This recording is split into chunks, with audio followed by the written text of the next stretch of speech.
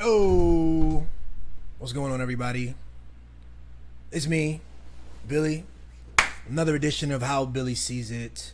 Thanks for being here. Thanks for checking me out. It is Monday, November 7th, 2022. I hope everyone's doing well. Life rolls on. Things are nutty. Things continue to be nutty, and I keep telling myself that I want to do this every Monday. I want to get on and speak and create and get comfortable in front of the mic and get comfortable talking about things and get comfortable talking about uncomfortable things, because that's what reality is. Reality includes the uncomfortable, doesn't it? I wish it didn't, but it does. And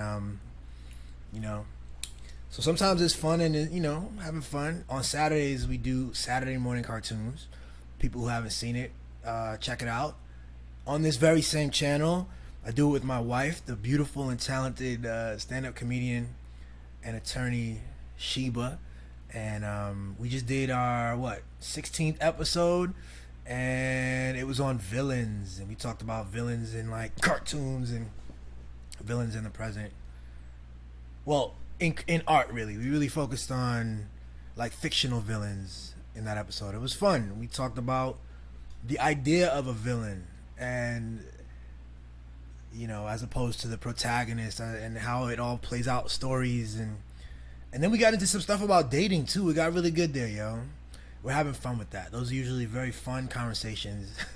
I'd say out of 16 episodes, I think we probably had 2 that got real serious. 2 got into some stuff as well, but typically we're all over the map, and it's a little bit more fun. On these, we talk, and the life gives us so much to talk about.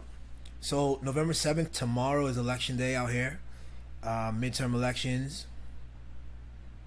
and shout to everybody. Make sure you vote. I voted. I did early voting out here in Maryland with my wife. And I'm so glad that early voting is a thing. I'm so glad. I remember growing up, I don't remember it being a thing like this. It seems to be normalized, this opportunity to vote over multiple days. This was something people used to, I think, rightly complain about and say that we needed. And I don't know the details of it. I don't know how good it is, how it's working, and I hope it's reflected in higher turnout. I don't know. Yeah, man. Vote. I don't think that voting is the only way to participate as a citizen in this country or in any democratic country. I think voting is an arena that's been carved out where we can participate in a very specific way. And I think that that's an important feature of what we call a democracy, is to have this kind of carved out specific arena where participation from below, from the citizenry, occurs. And of course, I think we're more technically a republic. We vote in people who go on and make decisions on our behalf, but that they are accountable to us. That is the premise, that they are accountable to us, and we do that through voting every 4 years or 2 years, 6 years for senators, and then different stuff on the state level as well. One of the things I was raised to think, though, was that that voting is the thing. It is the thing. It is the way you participate. Be a good citizen. Vote. And I think that the complexity of citizenship, the complexity of the social arrangement, the social contract, our socio-political, economic reality, I think it was wrong back then. I think it's especially wrong now. I think it's even wronger. I think it's more wrong to think that voting is the only way to participate in our society, and that it is the most important way either. That's not true also. I think, what I'm saying? Like, that's not true. Obviously, every time you look, especially as you get higher up, we're talking on the federal level, the amount of money that's going in. There's a guy I follow, Robert Reich. I think everybody should follow him. who he's been posting recently about the rise of dark money and the amount of money being thrown into these political campaigns now. It is just insane. It's just insane. It's not. We've that arena has been infiltrated. The terms and the rules have been adjusted and tweaked in such a way as to favor people with money now. And that's just something that nobody could disagree with, I don't think, in the United States. Not just favor, like to highly favor. It completely collapses and removes, any space that, the citizen voter had there. And you can see it reflected in general polls and the desires of people and how it reflects in the law. You see that there's a big gap, huge gap. And at the same time, that is to say that certain things that are really high on the citizens' minds, like we have like 60% or higher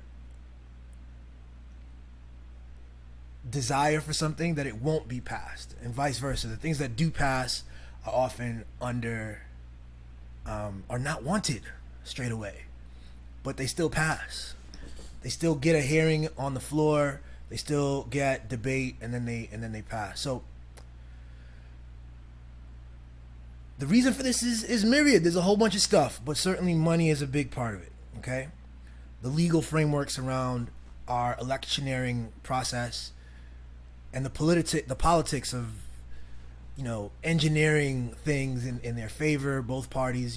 It's all a mess. But so this to me it all points to the fact that we should vote, because at the end of the day, the person with the higher votes, or the person who can claim that they've won, will assume a position and then begin governing.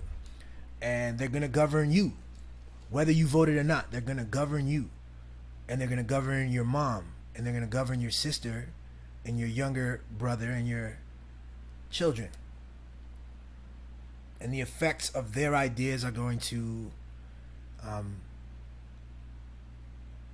sit on top of your experience, and they're going to set the terms and the limitations, and everyone will have to adjust to this, right? And some people will do that. Some people, they have systems set up.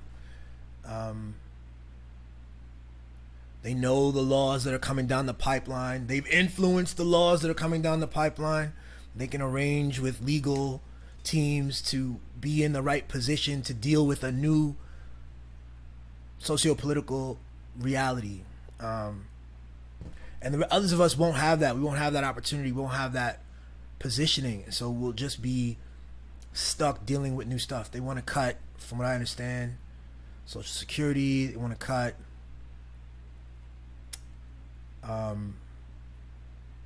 benefits for medicine.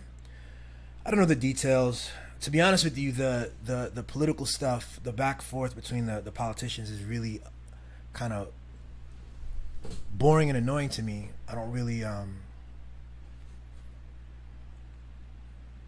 don't like it too much. I think it's important though, at the same time. I think it's important at the same time. But it's just like everything, you can't dismiss stuff. You can't attempt to pretend things away.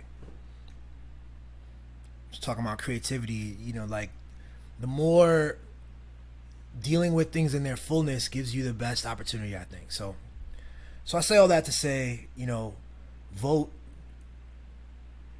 Try to educate yourself and be involved in the voting process.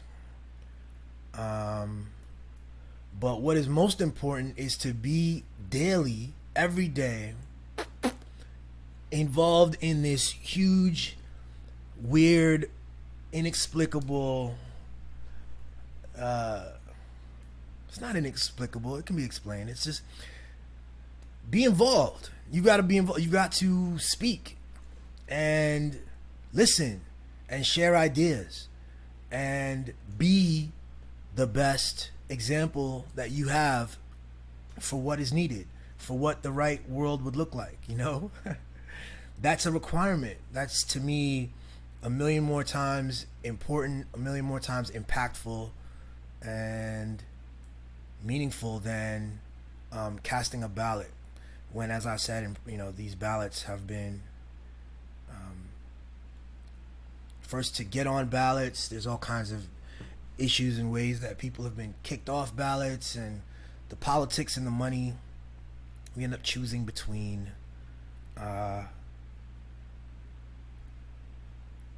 candidates that have been pre-chosen.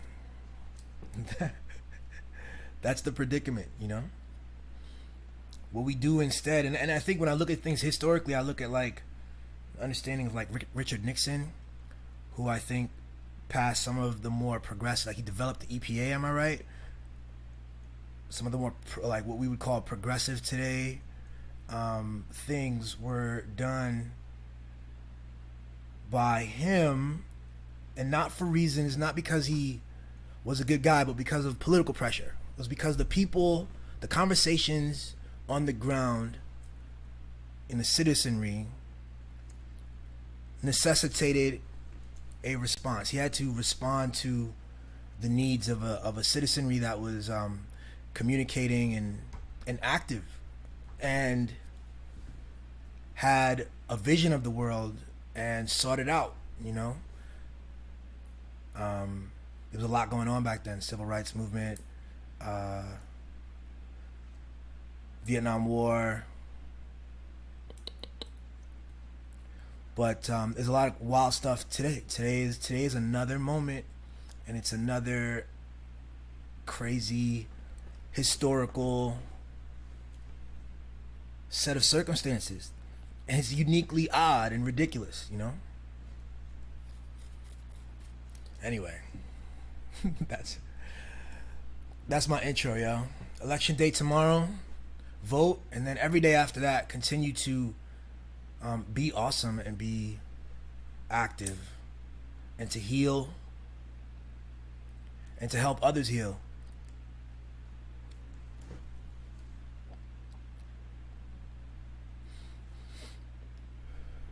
We have like these, social media is kind of a flawed medium for community and togetherness, because it has all these algorithms, and there's nothing better than meeting in person, than meeting someone and having a direct personal experience with them, IRL, but anyway. I wanted to, it's already been 20 minutes. Jeez. I wanted to talk about identity on here. I'll do that. I wanted to talk about identity on here, and this Kyrie Irving situation, yo. I did not see the movie that Kyrie Irving is referring. I do not intend to see the movie that Kyrie Irving is referring to. I'm not really going to talk about Kyrie Irving in particular that much. I want to talk about something broader. I think that there are things underpinning what's happening with Kyrie Irving, and I'd like to see if we can enter there. Okay? So, the first thing I want to say is that Kyrie Irving, as a black man in America, I think they did a number on us, I think that when we talk about the effects of American chattel slavery and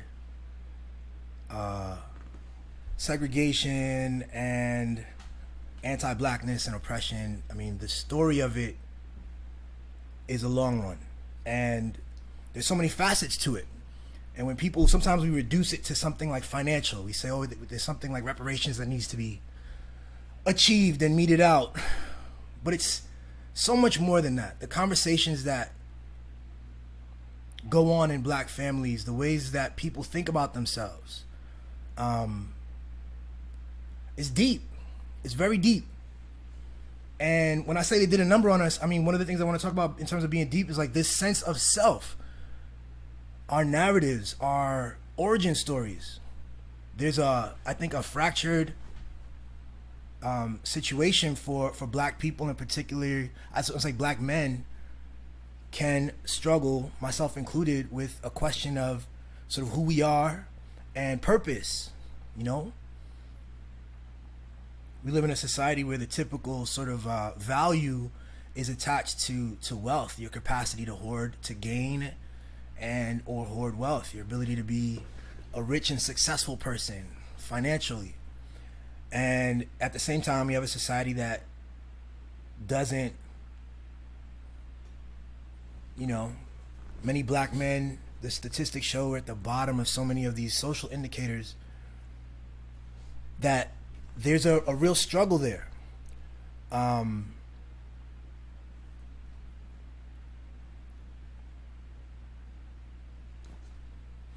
When I was in high school, I had a friend, cool white guy, who had a tattoo on his back.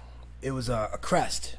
It was I forget what part of Europe he was from. His family was from Europe, and he had this crest tattoo on his shoulder.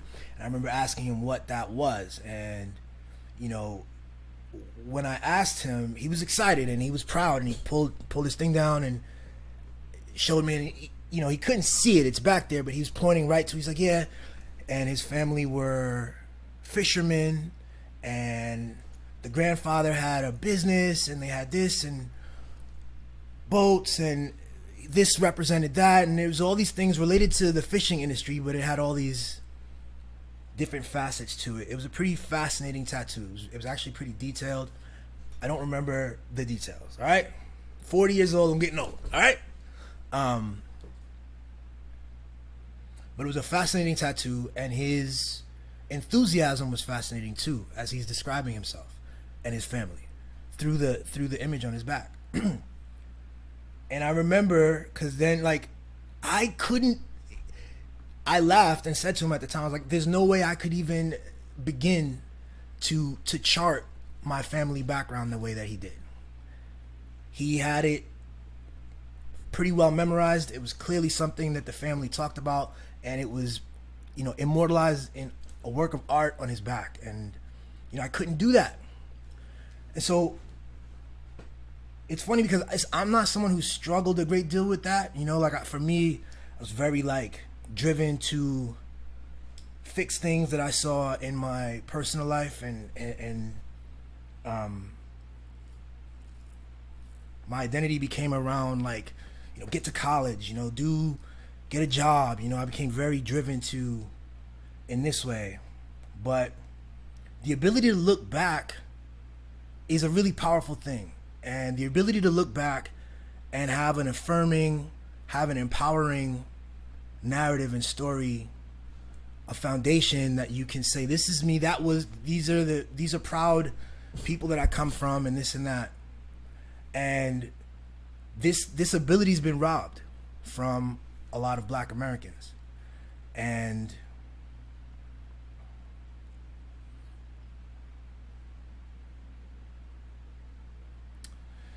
I think that identity is a powerful thing. I think we understate what identity means in the human experience. I tried to talk about it in the video. Love, Separation, and Kendrick Lamar. Please check that out. When you talk about identity, you're talking about a complex thing. It mixes everything. Identities shift and evolve over history and different plots of land and different people. They sprout up. There's politics involved. There's anthropology. There's psychology. There's the individual self. There's a social thing related to identity. If I claim to be something, I will have to be, or, you know, there's a social element. People will have to agree with me on that. It's a whole thing. It's a whole thing. And one of the persistent challenges for black people, and as I said, black men who kind of are stifled in a capitalist system that tells them that their worth isn't much, is this sense of an identity and a narrative and an affirming positive narrative. Now I'll come back to this because I think that there is a lot of that there, but that we don't always properly engage with it and elevate it and talk about it. But I think for a lot of black men, in our heads, This is a powerful thing. This is a powerful thing. I grew up in Brooklyn, New York. I would go past different blocks and see on the corner you would have the black Israelites who'd be standing, and they would usually have images on cardboard, and they would talk about their beliefs. And quite often it was kind of, it'd be like 4 or 5 guys, and 2 of them would be standing kind of guard. One would have a microphone, he'd be more vocal, and there'd be another dude holding the Bible. Okay? A Bible, a holy text. I don't know exactly what they wrote. Perhaps the Torah, perhaps the Old Testament, perhaps it was the King James. I have no clue what it was. But there was always the belief included not just an assertion of their beliefs, but also there was always a very angered racial invective that came with it, you know. So I would always, quite often, I'd be going back to school with my friend Boris, who's just happened to be a Ukrainian Jew, and you know, he would get really awkward and try to walk by, and I would kind of stop and listen for a second, and he just had a lot of not only their view of their religion, but also invective for white people in general, white America, Jews.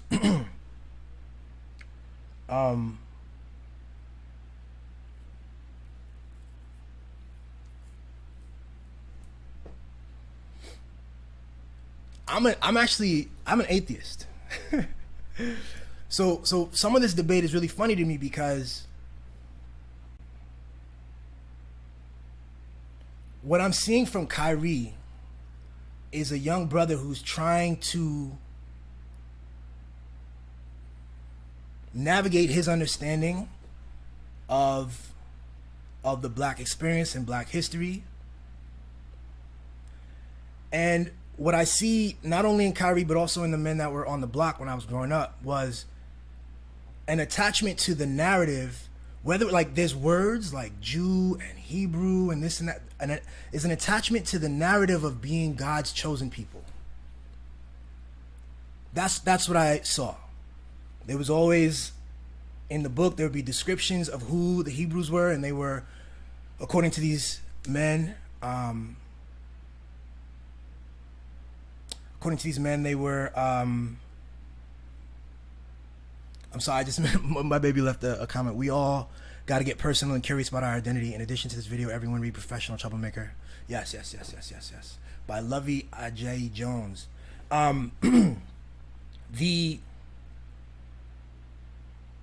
narrative about being God's chosen people. Now, as an atheist, I don't believe that anyone is God's chosen people.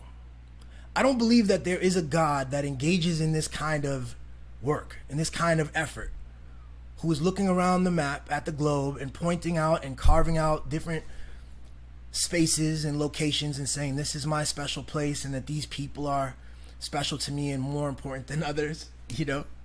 And so when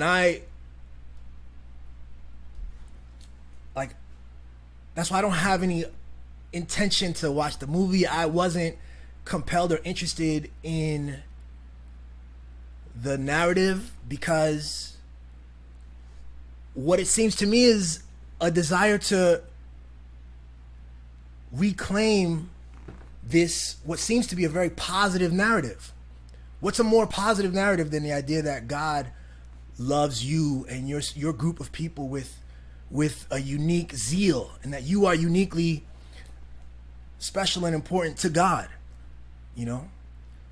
So you hear this all the time. I mean, even growing up with Christian people, it's these people say they're blessed and highly favored. This manifests in different ways, you know, in different communities. That there's a personal preference that God has either for you or for your family or for your interests. But as an atheist, I think it's all just a claim. It's a religious claim. I think that the Jewish claim to be God's chosen people is another claim. Just like the claim that Jesus is going to come back, or the claim that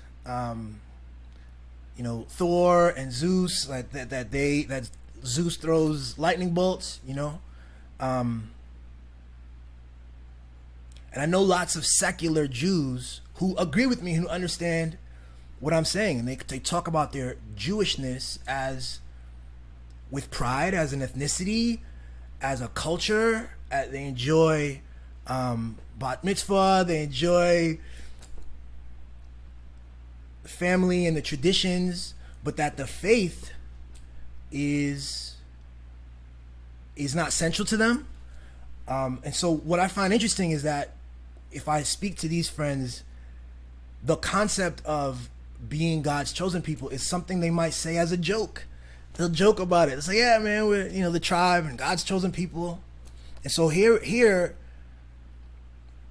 it's a joke with a group who kind of, it's assumed, there's an assumption generally that this narrative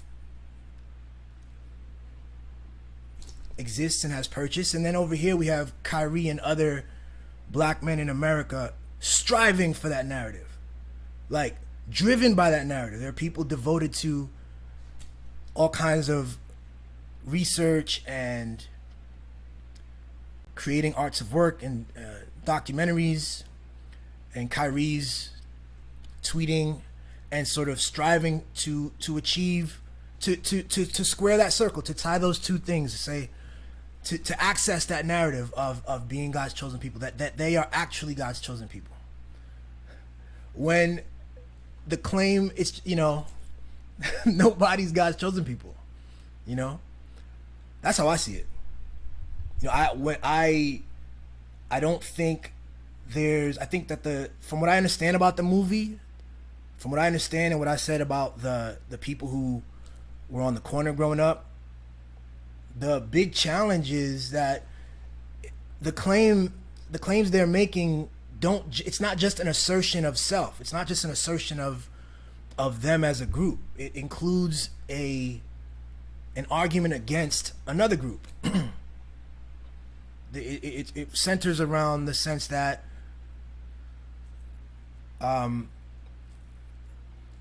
there are people who call themselves Jews and they're not it. That there's some trick going on, and that this needs to be replaced with a new group, and that is the problem, obviously. But that where that comes from is rooted in a deep desire for a positive, affirming narrative, as well as a commitment to the idea that God chooses people. As an atheist, I don't struggle with that. I don't have anything to aspire to there. I don't think that having the title or the label of descendant of Hebrew changes anything fundamentally for me or for the group of people that I call black people. We will, at the end of the day, still have to grapple with everything that we're grappling with in the moment. But it feels to me that, someone like Kyrie, who I don't think I don't think he has hate in his heart. I think that he's someone who, as I've just said, there's a place where, if you're susceptible to this desire for these better narratives, you can be susceptible to, here's a ready-made narrative that speaks to something particularly raised Christian. I was raised Christian, and in the Christian space in the church I was raised in, or went to, I heard often that the Jews were the chosen people. It was just a fact. It was just a thing. It's in the Old Testament, which Protestant Christians take on as part of their holy book, the first part of their holy book. So what I would say to Kyrie is I would ask for Kyrie to notice that he is an awesome son of God, that he can conceive of himself as that, and he need not be attached to a narrative and try to reclaim a narrative and attach to certain words and labels that are parts of these holy texts that, as far as I'm concerned, are really interesting and important works of fiction.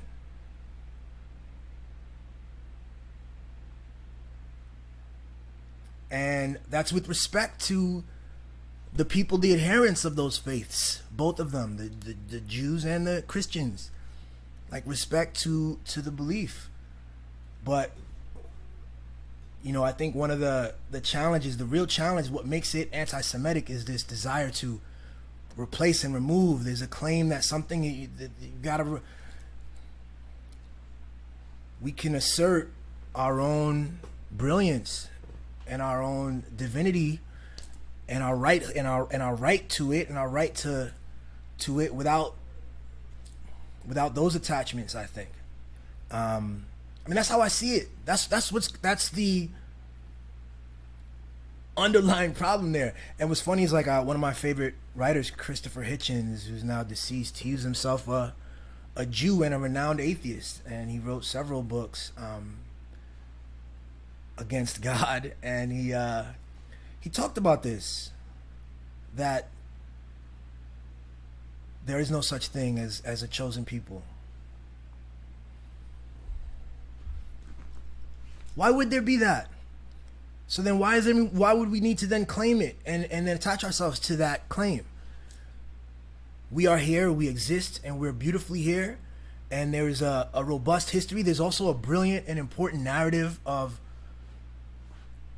power and resiliency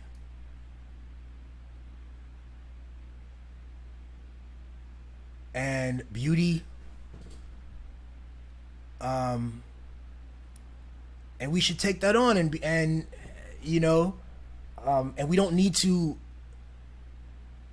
take or detract from anyone else's narrative. I think that's the linchpin thing. And so I think it's weird because identity is such a powerful thing.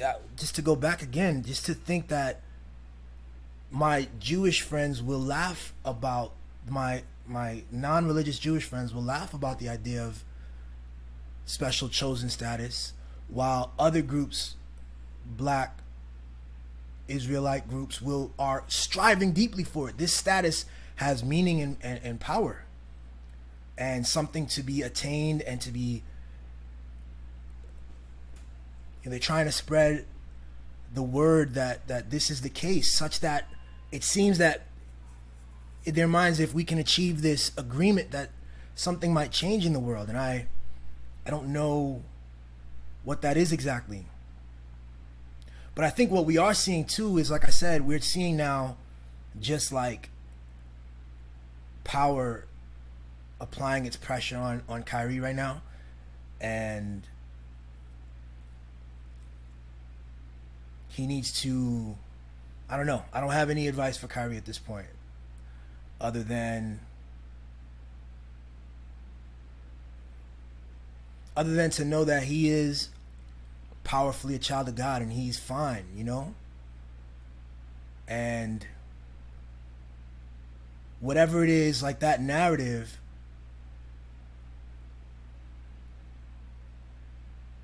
I don't even know where I was going to go there. But I think this is a difficult conversation. We have to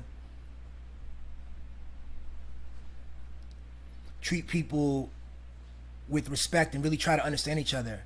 And so in this instance, I feel that because I've seen interviews with Kyrie, I feel like he is being misunderstood in a way.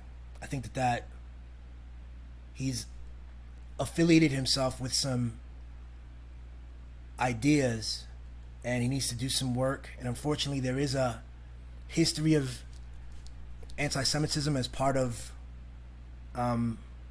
certain sects of Black political thought include this, and that's a shame.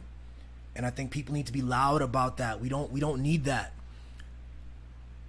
That is pernicious and problematic, and politically foolish. It doesn't help us to achieve our goals, you know. Yeah. Um.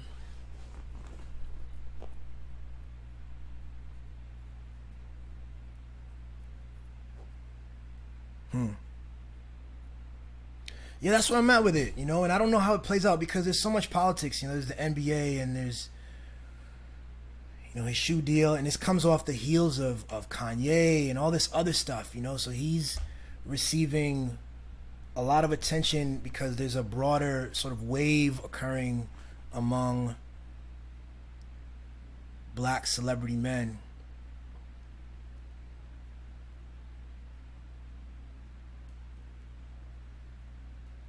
And it's such a strange time. But yeah, really to me it comes down to um and I'd love to be proven wrong here if someone tells me, but I think no, I wouldn't love to be proven wrong. I think I'm right here that the challenge, what we're seeing in these black celebrities who are in a position with platforms and feel a desire to help because they're millionaires, multimillionaires, they're found success, but they see the condition. They have a sense of themselves and a sense of their community. They define themselves as black people, and they look at the black condition, and you see again the social indicators don't fare well for us, and there's a sense that something's wrong, and they want to participate in that conversation and help provide better narratives. And these narratives exist. They're division oriented, and they're oriented in a way that is divisive, and they engage first in a tearing down and then a building up rather than just a building up. So I've been on for like 42 minutes already. I just want to say, like, to me, we can simply build up. We can start right now. The story of the black narrative in America is amazing. The amount of powerful influence that we've brought to this country. We've helped the nation find a conscience throughout its history as it continues to fail itself to meet the meaning of the words in its own documents. It's been black people who've been shepherding that ship towards something that we might call just and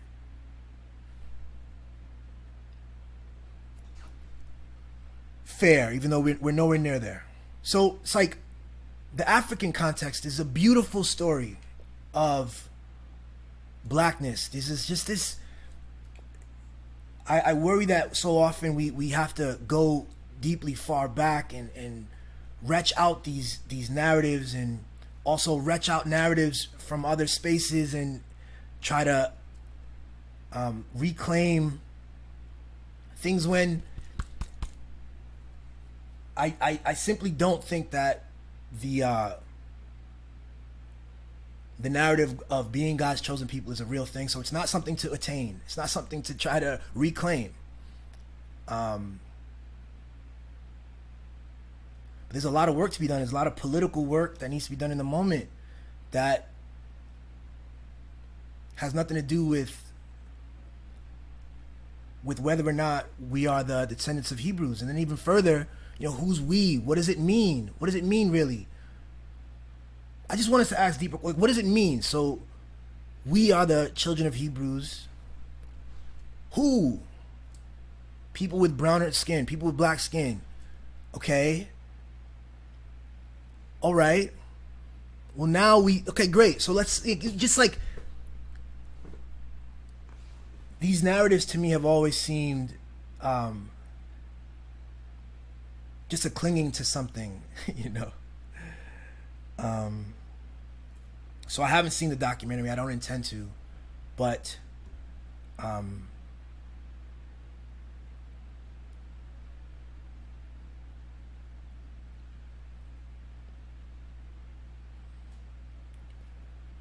they've done a number on us, and the desire, the need for affirming beautiful black narratives sometimes go undertold, because I think the civil rights movement, for instance, which is something that we hold close to us in our psyche as our understanding of black political involvement, it was very much about suffering. It was about long marches and walks. It was about withstanding dogs. It was about withstanding water and these racist white people, and sitting peacefully at countertops. And it was also armed struggle with Black Panthers and these other groups, and it was about suffering. And so it was a lot of that. It was also, I think, politically a choice from the civil rights leaders at that time to appeal to better-minded whites in America, to show the goodness, to show the quiet suffering. Look at Rosa Parks. Look at what they're doing to this woman. Look at Dr. King. And so this was plastered across newspapers across America. Even with the best of intentions, the goal was to get to the moral center, to get white people to feel that something was wrong. But the story is so much deeper and so beautiful and so rich. And it's full of stories, examples of God's presence, you know?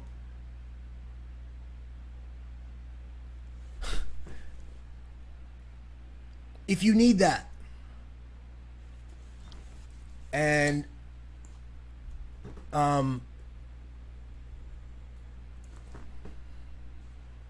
we are equally as valuable and children, sons and daughters of God, as any other grouping.